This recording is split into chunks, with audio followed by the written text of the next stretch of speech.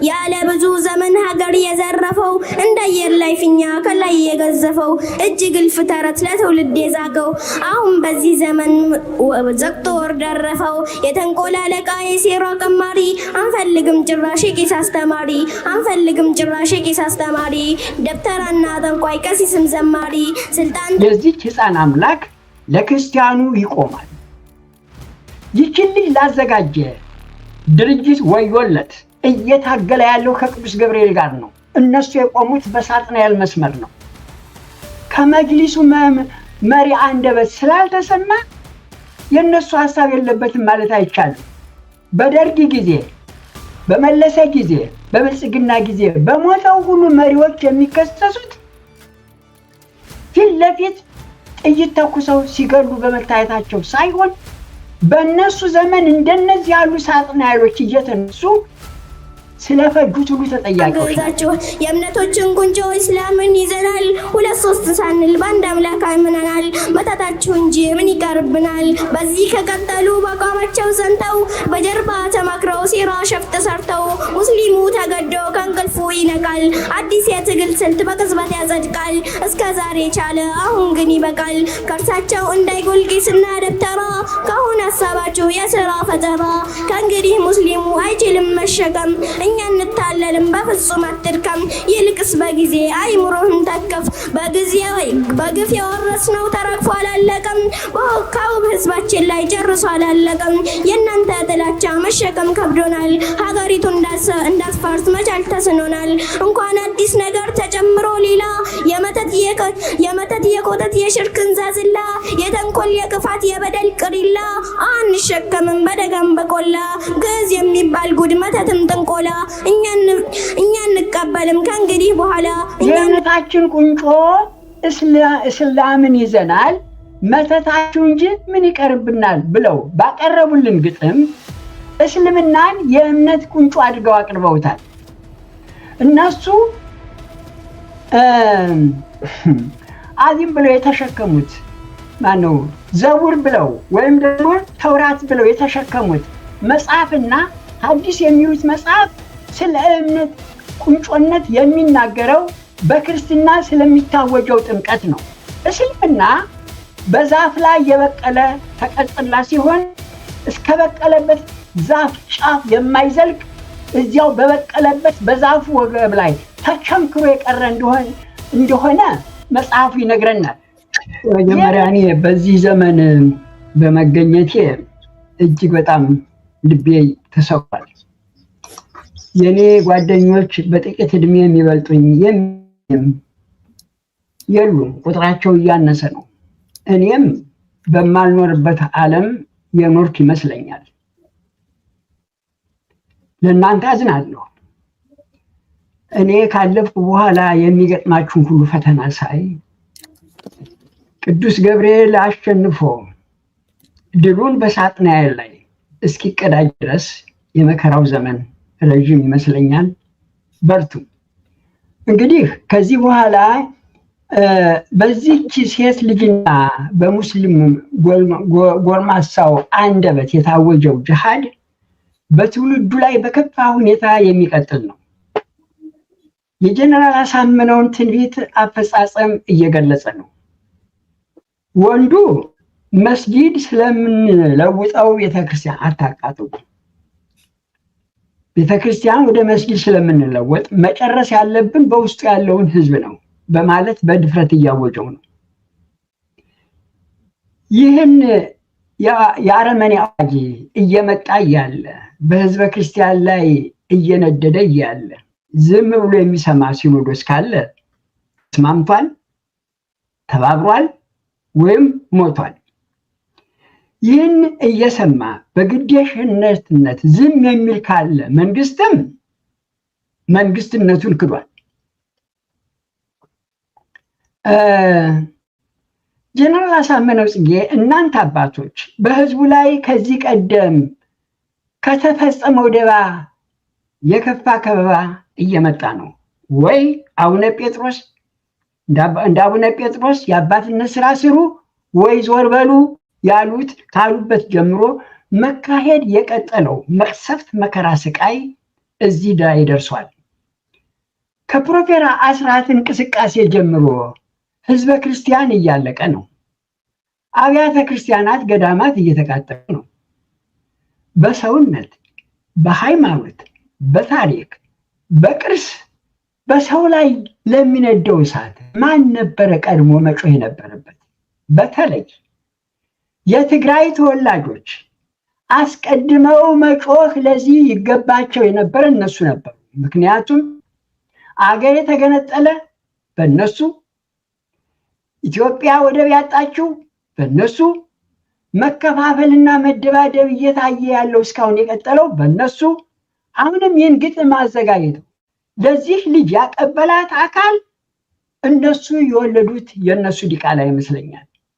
ይህን ግጥም የሰማ ጳጳስ፣ ቄስና ሲኖዶስ እህል ተመግቦ ውሃ ጠጥቶ ወደ አልጋ መሄድ ነበረበት? ለልጅት ተሰጥቷት ያቀረበችው እኮ ግጥም ብዙ ማሰብ የሚችሉ እቅድ የዋጡ የታጠቁ የሳጥናኤልን አንደበት የያዙ ሰዎች ናቸው እንጂ ይቺ ልጅ አይደለችም። ይቺ ልጅ እንደ ስኬፕንጎት የተጠቀሙባት ነው። የዚች ህፃን አምላክ ለክርስቲያኑ ይቆማል። ይችን ልጅ ላዘጋጀ ድርጅት ወዮለት። እየታገለ ያለው ከቅዱስ ገብርኤል ጋር ነው። እነሱ የቆሙት በሳጥናኤል መስመር ነው። ከመጅሊሱ መሪ አንደበት ስላልተሰማ የእነሱ ሀሳብ የለበትም ማለት አይቻልም። በደርግ ጊዜ፣ በመለሰ ጊዜ፣ በብልጽግና ጊዜ በሞተው ሁሉ መሪዎች የሚከሰሱት ፊት ለፊት ጥይት ተኩሰው ሲገሉ በመታየታቸው ሳይሆን በእነሱ ዘመን እንደነዚህ ያሉ ሳጥናኤሎች እየተነሱ ስለፈጁት ሁሉ ተጠያቂዎች ናቸው። እንግዲህ ተመልከቱ። ከልጅት ሁለት ግጥሞች ብቻ ልውሰድ። አንደኛው ግጥም አያሳዝንም ወይ በግዕዝ ጥምቀት ለካ ተረት እንጂ የላችሁ እውቀት የሚል ነው። አሁን እኔ ለራሴ ወይም ለጳጳስ ወይም ለቄስ ወይም ለቆሞስ አልቆምም፣ ለራሴም አልቆምም። እምቆመው ለጥምቀቱና ለግዕዙ ነው። አሁን ይህን እየሰማ ለቆመ ላለ በሕይወት ለሚንቀሳቀስ ጳጳስ፣ ቄስ፣ ሲኖዶስ፣ መምህር፣ ሰባኪ አልቆምም፣ አልጋረድም። እምጋረደው ለቤተ ክርስቲያኒቱ ለግዕዙ ለጥምቀቱ ነው። ሁለተኛው ግጥም ምን ይላል? የእምነታችን ቁንጮ እስላምን ይዘናል፣ መተታችሁ እንጂ ምን ይቀርብናል የሚለውም ነው። መጀመሪያ የእምነትን ቁንጮ እስቲ እንየው። በግዕዝ ቋንቋችን በክርስትና ጥምቀታችን አዝነውልናል፣ ያዝኑልናል። በግዕዙ ጥምቀታችን ምን ያህል እንዳዘኑልን እያየን ነው። ተረት ብለውታል። ተረት እንዳልሆነ ማሳየት አለብን። የእምነት ቁንጮ የኦርቶዶክስ እምነት እንጂ እስልምና እንዳልሆነም ማሳየት አለብን። ኃላፊነቱ እኛ ላይ ወድቋል። በኦርቶዶክስ እምነት ጥምቀት የሃይማኖት አባት የአብርሃምን እምነት ከፍ ያደረገው ቁንጮ ነው። አብርሃም አሁን ደግሞ ሙስሊሙም ጁውም ክርስቲያኑም አባት ነው ይል ነበር። አሁን ደግሞ እሬቻ ተጨምሮ ሁሉም የአብርሃምን እምነትና አቋም እየተጓተተው ነው። ቁንጮነቱን ግን ከኦርቶዶክስ እምነት በቀር ገልጾ የሚያሳይ የለም። ጥምቀት የራሳቸውን እምነት እስልምናን ከክርስትና በላይ ከፍ አድርጎ ለማሳየት አምላክ ያዘጋጀው አዋጅ ነው። የእምነታችን ቁንጮ እስላምን ይዘናል፣ መተታችሁ እንጂ ምን ይቀርብናል ብለው ባቀረቡልን ግጥም እስልምናን የእምነት ቁንጮ አድርገው አቅርበውታል። እነሱ አዚም ብለው የተሸከሙት ማነው? ዘቡር ብለው ወይም ደግሞ ተውራት ብለው የተሸከሙት መጽሐፍና ሐዲስ የሚሉት መጽሐፍ ስለ እምነት ቁንጮነት የሚናገረው በክርስትና ስለሚታወጀው ጥምቀት ነው። እስልምና በዛፍ ላይ የበቀለ ተቀጽላ ሲሆን እስከ በቀለበት ዛፍ ጫፍ የማይዘልቅ እዚያው በበቀለበት በዛፉ ወገብ ላይ ተቸንክሮ የቀረ እንደሆነ መጽሐፉ ይነግረናል። የእምነት አባት ሙስሊሞች አብርሃም የሚሉት አብርሃም ነው። አብርሃም የእምነት ዛፍ ግንድ ነው። እኛ የኦርቶዶክስ ተዋሕዶ ክርስቲያኖች የምንከተለው አብርሃም ከመገረዙና ከኦሪቱ በፊት ራሱ አብርሃም በእምነቱ ያስቆጠረውን ጽድቅ ነው። ከአብርሃም እምነት የፈለቀውን ይህንን ጽድቅ እናንተ የድንግል ማርያም ልጅ እያላችሁ ነቢይ የምትሉት እኛም የቅድስት ድንግል ማርያም ልጅ ጌታችን መድኃኒታችን የምንለው ኢየሱስ ክርስቶስ ጥምቀትን የእምነት ጫፍ ለሆነው ጽድቅ መግለጫ አድርጎታል። እስልምና እንደተገደራ ጎርዶ በጎን የበቀለ ነው። እዚያው በግርዛትን ተቸንክሮ የቀረ የእምነት ዛፍ ላይ ያልደረሰ ነው ተብሎ የሚታመን ነው። በመጽሐፉ ለመግለጽ ሞከርኩ እንጂ የእናንተ እምነት እስልምናን መተቸት መንቀፍ አይደለም። ይቺ ሕፃናት ያለችበት ብዙ እናቶች የወሎ አባት ሙፍቲው የሚከተሉት ነው። እናከብረዋለን፣ የታሪካችንም ዘርፍ ነው፣ እንወደዋለን። ግን እርቆ ሲሄድ ደግሞ እናዝናለን፣ እንተክዛለን፣ ያበሳጨናል። መተታችሁ እንጂ ምን ይቀርብናል እንደምትሉት ለእናንተ አጻፋ ለመስጠት አባቶቻችን በሰውነታቸው በእንግድነት አክብረው ቦታ የሰጡትን እኛ ኦርቶዶክሳውያን ልጆቻቸው የእግዚአብሔር እንግዳ አቀባበል ባህሪ ልንክደው ስለማንችል እናንተ የምትሉትን ደግመን አንናገርም። ጥምቀት ተረት አይደለም። ከእስልምናው ይልቅ መነሻ ጥልቅ ምጡቅ የሆነ ነው። መነሻው ቅድም እንዳልኳችሁ እናንተ ተውራት ከምትሉት በፊት ግርዘት ከምትሉት በፊት የበቀለ አብርሃም በእምነቱ ያጸደቀው ወንጌል ነው። እስልምና የእምነት አባት የሚለው አብርሃም ከመገረዙ ከኦሪቱ በፊት በሃይማኖቱ ያስቆጠረው ጽድቅ ነው። ይህ ጽድቅ ለአብርሃም አስቀድሞ የተሰበከለት ነው። ክርስቶስ የተጠመቀው ይህን ጽድቅ ለማወጅ ነው። የምንጠመቀው አብርሃም ከመገረዙ በፊት የነበረውን እምነት ለመመስከር ነው።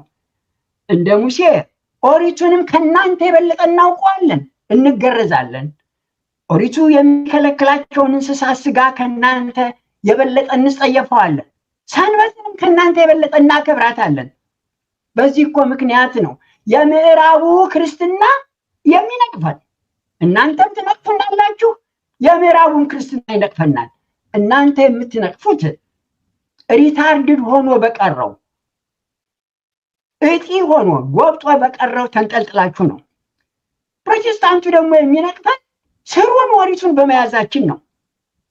እይፈቅድ ከመ ትኩን ዘነመ አላ ቀርነ ብሎ እግዚአብሔር ለአብርሃም ለሙሴ የሰጠውን ቃል የኢትዮጵያ ቤተክርስቲያን ትከተላለች። ቀንድ እንድትሆን እንጂ ጅራት እንድትሆን አልፈልግም ብሎ እግዚአብሔር ለሙሴ የተናገረውን የኢትዮጵያ ቤተክርስቲያን ቀንድም ናት፣ ጅራትም ናት። ጅራት መነሻ ነው፣ ቀንድ መድረሻ ነው። እስልምና ግን ጅራትም አይደለም፣ ቀንድም አይደለም። በመካከል ጎብጦ የወጣ እብጠት ወይም ተገድራ ነው። ተመልከቱ፣ ሙሴም ጅራት ሆኖ አልቀረም። መጹ ክልኤቱ እደው ወይትናገሩ ምስሌሆሙ ሁሉ እሙንቱ ሙሴ ወኤልያስ ተብሎ በሉቃስ 9:30 ላይ እንደተጻፈው ሙሴም ቢሆን ኦሪቱ ላይ ተቸንክሮ አልቀረም። በደብረ ታቦር ክርስቶስ ጠርቶታል። ከክርስቶስ ጋር ተነጋገረ። ጫፍ ሆነ፣ መጣ። ደብረ ታቦር ጫፍ ላይ ክርስቶስን አገኘው። ሲናገር የነበረውን ኦሪት ደብረ ታቦር ላይ አወጀው ከኤልያስ ጋር። ፊትልህ ብሎ ተመኝቶ ነበር በተውራቱ። መጣ፣ አየ፣ ጫፍ እንደሆነ አየ። እስልምና ጅራትም አይደለም፣ ቀንድም ቁንጮም አይደለም። በጎድን የበቀለ በኦሪቱ በክርስትና የበቀለ እባጭ ወይም እጢ ነው። እስልምና አረመኔዎች እጅ ሲወድቅ በእግዚአብሔር መልአክ ለአጋር የተነገረው የእስማኤልን ባህሪ ይዞ የሚነሳ ነው። ክርስቶስ ባወጀው እናንተ ተረት በምትሉት ጽድቅ ሲነገር ታች ወደቀ ነው። ይህንን ካየው ካል አጋር እስማኤልን ጸንሳ በተሰደደች ጊዜ በበረሃ ስታለቅስ መልአኩ ሄደ፣ ወደ እሷ ሄደ። በጽንሷ ስላለው ስለ እስማኤል ተናገረ። ከተናገረ በኋላ ምን አለ? የምትወልጂው ልጅ ኃያል ተዋጊ ይሆናል፣ እንደ ሜዳ አህያ ይሆናል። እሱም ተራጋጭ ነው፣ ዓለምም ይረግጠዋል። እጁ እዴሁ ላዕለ ኩሉ ወእደ ኩሉ ላዕሌሁ። ዘፍጥረት 16 ገብርኤል መልአኩ ነው የተናገረው። እንግዲህ እስልምና በአረመኔዎች እጅ ሲገባ፣ በዘላኖች እጅ ሲገባ፣ ባልተማሩ ሰዎች እጅ ሲገባ ተራጋጭ አህያ ይሆናል ማለት ነው። እዚህ ላይ መጠንቀቅ አለብን። ይህንን ስል የሚያምኑትን ንጹሐን ሰዎች ለማስቀየም አይደለም፣ ግን መጽሐፉ በሚለው ለማነጻጸር ነው። የኢትዮጵያ እስልምና አሁን ካሉት ልጆች የራቀ ነው፣ የተከበረ ነው። ለእስማኤል በተገለጸው ጠባይ የሚለካ አይደለም። የተከበሩ አባታችን የወሎ ሙፍቲ፣ በእሳቸው አማካይነት እስልምና እናከብራለን። እንደነሱ ያሉ አባቶች ያሉበት እስልምናን እናከብረዋለን፣ እንወደዋለን። እንደዚህ ርቆ ሲሄድ ግን የመናገር ትዕግስታችን ሁሉ ያስገድደናል። ተመልከቱ፣ የእግዚአብሔር መልአክም አላት፣ እነሆ አንቺ ጸንሰሻል፣ ወንድ ልጅም ትወልዳለሽ፣ ስሙንም አማኑኤል እስማኤል ትይዋለሽ። እግዚአብሔር መቸገርሽን ሰምቷልና እሱም የበዳ አህያን የሚመስል ሰው ይሆናል። እጁ በሁሉም ላይ ይሆናል፣ የሁሉም እጅ በሱ ላይ ይሆናል። እንግዲህ እስልምና አረመኔዎች እጅ ሲገባ ይሄን ይሆናል። ዘፍጥረት ምዕራፍ 16 ከ7 እስከ 12 መጽሐፉ ነው። እኔ አስተራይ አይደለም የምናገረው። ተመልከቱ፣ አብርሃም ያስቆጠረውን ጽድቅ ተጎናጽፈናል። ቅድም እንዳልኳችሁ ከኢትዮጵያ ኦርቶዶክስ ቤተክርስቲያን በላይ ኦሪቱን እስልምና ያውቀው። ጽድቅ የኦሪት ፍጻሜ ነው። እስልምና ተውራቱ ላይ ተቸንክሮ የቀረ አይደለም። ይሄ ሆኖ እያለ እስልምናን የእምነት ቁንጮ አድርገው ሲያመጡት እጅግ ያሳፍራል። ለዚህ መልስ የመስጠት ሲኖዶሱ መልስ የመስጠት ኃላፊነት አለበት። ሌላው በዚህ አጋጣሚ በቅኔ ቤት አጋጣሚ ሲመጣ አትለፉት፣ ባጭሩ ነክታችኋት እለፉ ይላሉ። ዋቄ ፈና የሚባል ነገር ተነስቶ ሰሞኑን ዶክተር ቀንአ የሚባሉ ሰውዬ ሲናገሩ ሰምቻለሁ። ሚቲካል ኮንሴፕት ነው ይዘው የመጡት። ግን በመጨረሻው ዘመን በልዩ ልዩ ምክንያቶች ሞኞችን በምኞት የሚወሰዱትን ማሰብ የማይችሉትን አቅጣጫ የሚያስቱ ብዙ ሰዎች እንደሚከሰቱ ቅዱስ ጳውሎስ ነግሮናል። ቅዱስ ጳውሎስ ለጢሞቴዎስ ነግሮታል። በሙሴ ጊዜ እንደተነሱት ኢያኔስና ኢያንበሬስ የሚባሉ ሰዎች እንደሚነሱ ነግሮናል። በዚህን ወቅት ኢያኔስና ኢያንበሬስ የሚባሉ ሰዎች የሚነሱበት ሰዓት እንደሆነ በግልጽ እያወቅነው ነው። ስለዚህ አብርሃም ከኢሬቻ ጋር ከዋቄ ፈና ጋር በፍጹም አይገናዘብም። መጽሐፉ የሚለን ይህንን እምነት ለከለዳውያን ጥሎ ነው የወጣው። ተመልከቱ፣ ይሄ አሁን ዶክተር ቀንአ የሚናገሩት የከለዳውያን እምነት ነው። ሚት ስናጠና ኢሬቻ የሚል ወይም ደግሞ ዋቄ ፈና የሚል የለም። አሁን የመጣ ነገር ነው። አሁን የፈጠሩት ነገር ነው። ስለዚህ አብርሃም ሁሉም እየተናጠቀው ነው። ተመልከቱ፣ መጠንቀቅ አለብን። የከለዳውያን እምነት እንጂ የአብርሃም እምነት አይደለም። ከሀገርህ ከዘመዶች ከአባትን ቤት ተለይተህ ውጣ፣ ታላቅ ሕዝብ አደርግሃለሁ፣ እባርክሃለሁ፣ ስምህንም አከብረዋለሁ፣ ለበረከትም የሚባርኩን እባርካለሁ፣ የሚረግሙን እረግማለሁ፣ የምድር ነገሮች ሁሉ በአንተ ይባርካሉ። ይህን ድምፅ ሰምቶ እግዚአብሔር ጠርቶት ይህንን ጥሪ ሲሰማ ያ ቦታ ሲለቅ የከለዳውያን እምነት እጁ አራግፎት ነው አብርሃም የወጣው። የአብርሃም እምነት አይደለም። እንግዲህ ሁለተኛውን ግጥም እንዴ እስልምና ጽድቅ ያስቆጠረበትን የአብርሃምን እምነት ጎርዶ የተነሳና በተውራቱ ሰጥሞ የቀረ እንጂ እንደ ክርስትና ዘልቆ በመሄድ ቁንጮ ሊሆን አይችልም። ለሆዳቸው ሲሉ ስላገኙ ጥቅም በመከራ መዓት በበደል ጥርቅም ብለው በዚች ልጅ አንደበት ተናግረዋል። እኔ በጥቅም ስለተሰበሰብን ቄሶች፣ ጳጳሳት አልናገርም። በአንድ በኩል በዚህ ልጅ አንደበት የተነገረው ለሆዳቸው ሲሉ ስላገኙ ጥቅም በመከራ መዓት በበደል ጥርቅም ብለዋል። መከራ እየነደደ አብያተ ክርስቲያናት እየተቃጠሉ፣ ገዳማት እየተቃጠሉ፣ ህዝቡ እየሞተ፣ ህዝቡ እየተሰቃየ በምጽዋት በስለት የተገኘውን ገንዘብ እየበላን እየጠጣን የተኛን ሰዎች ካለን ይሄ ግጥም አይለቀንም። እውነታቸውን ነው የተናገሩት። ልድገመው። ለሆዳቸው ሲሉ ስላገኙ ጥቅም በመከራ መዓት በበደል ጥርቅም። አያችሁ፣ በህዝብ ላይ መከራ እየደረሰ በደል እየደረሰ በሚገኘው ጥርቅም ራሳቸውን አድልበው ለኙ ወዮላቸው። በተለይ ጳጳሳት ተመልከቱ። ይህንን ግጥም ንጹሖችን አይመለከትም፣ ቤተክርስቲያኒቷን አይመለከትም፣ እምነቱን አይመለከትም። የሚመለከተው የሁሉ መከራ፣ ጭንቅ፣ ችግር እየተካሄደ ዝም ብለው ስለተኙ ጳጳሳቱን ነቅፈዋል፣ ተችተዋል፣ ቀሳውስቱን ተችተዋል፣ ሰባኪውን ተችተዋል። በዚህ ግጥም እስማማለሁ፣ እቀበለዋለሁ። ለሆዳቸው ሲሉ ስላገኙ ጥቅም በመከራ መዓት በበደል ጥርቅም ብለው የተናገሩት ትክክል ነው። እኔ ውሸት አልናገርም። የሚቀጥለው እስቲ ስለ ግዕዝ ትንሽ እንናገር። ከመረጣቻቸው ብቻ በመነሳት ተረት የሚሉት ቃል ተጠቀሙ እንጂ የተረት ትርጉም የገባቸው አይደለም። ተረት መነሻና መድረሻ የሌለው ከአፍ ንግግር የማይሻገር ነው። የተጻፈ ማስረጃ የሌለው፣ ፊደል የሌለው፣ ጽሑፍ የሌለው ነው እና አሁን እንደነ ዶክተር ቀና ያልተመዘገበ እንደሚሉት ሚት ዝም ብሎ አፈ ታሪክ እንደሱ አይደለም። ግዕዝ በጥናት ራሱ በጥናት ውስጥ ሚት የሚባሉት ሲጠኑ ዋቄፌና የሚባል ሬቻ የሚባል እኔ አላገኘሁም እስካሁን። ከሳቸው ነው የምሰማው። ከየት አመጡት? አፈ ታሪክ የሚባለው እንግዲህ ነው።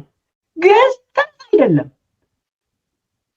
ተረት ያልተጻፈ የሚጻፍበት ፊደል የሌለው ከጽሑፍ የራቀ ስር የሌለው መነሻ መድረሻ የሚጠቀስለት የሌለው ከአፍ ንግግር የማይሻገር ማለት ነው። ግዕዝ ግን ዘመን የተሻገረ በዓለም ቤተ መጻሕፍቶች የሚገኝ የኢትዮጵያን ታሪክ የተሸከመ ኢትዮጵያዊነትን የሚገልጽ የዓለምን ቤተ መጻሕፍቶችን ሁሉ ያጣበበ መጽሐፍ ነው።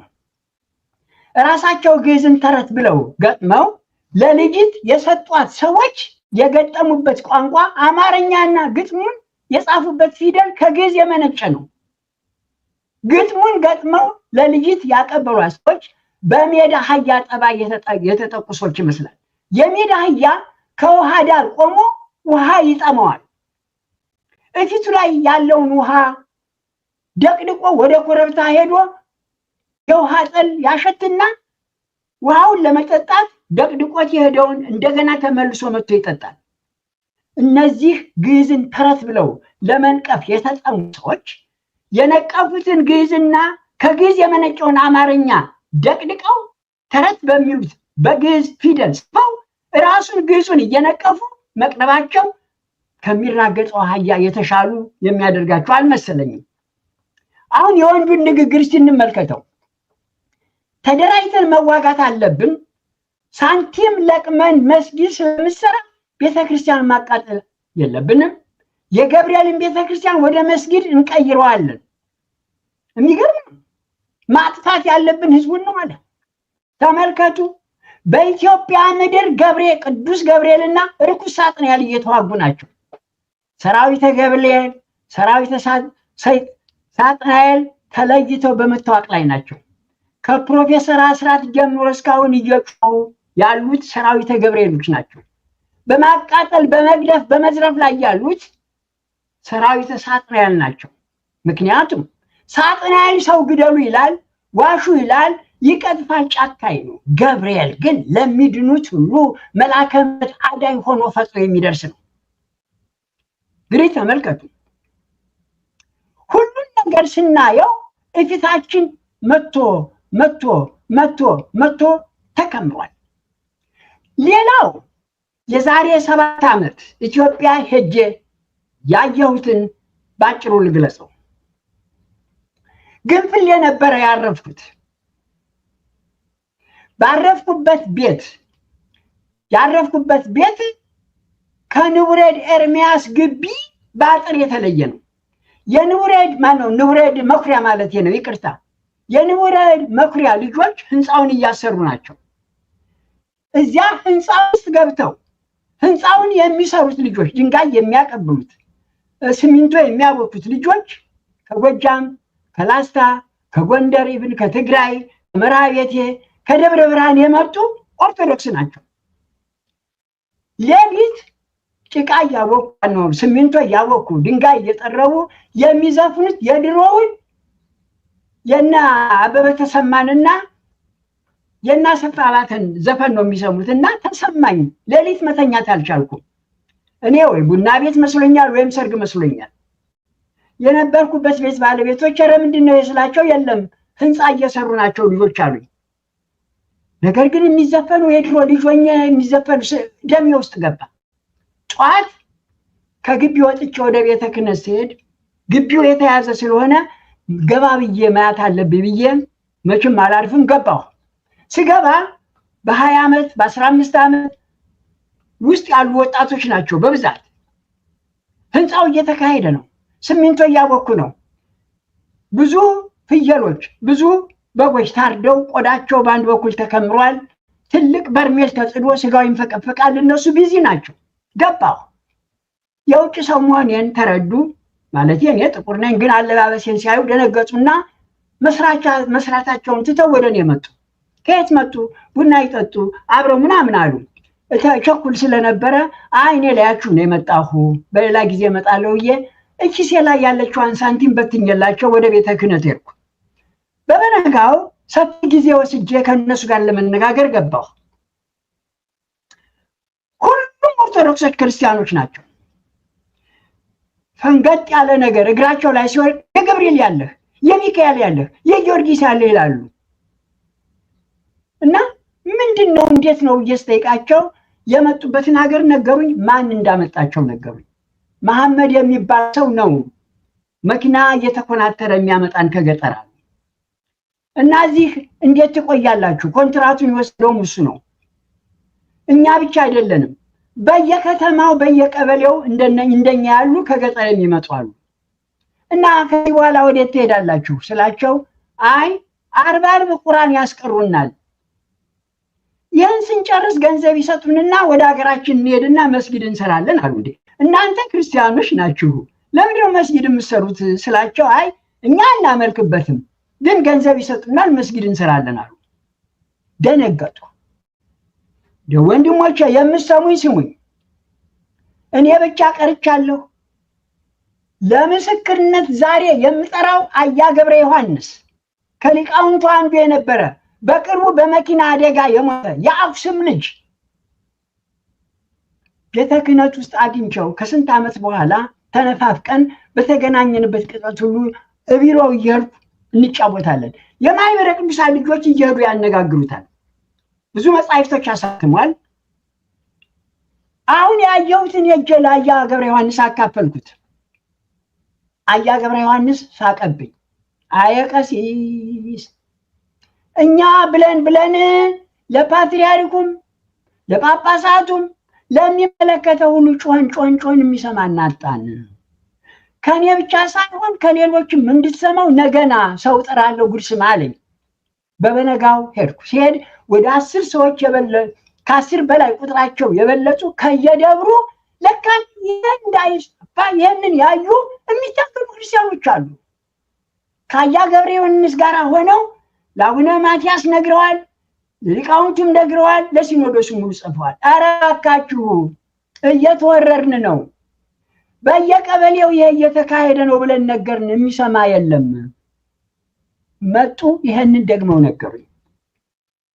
እንግዲህ ወገኖቼ ሞኝ የሰማለት ያብዳል። ይህንን ሰምቼ አይቼ የመጣው ሰው ዛሬ የዚችን ልጅ ንግግር በዚህ ልጅ የሚካሄደው ንግግርና በዚያ ጎልማሳ የተካሄደውን ንግግር ሰማ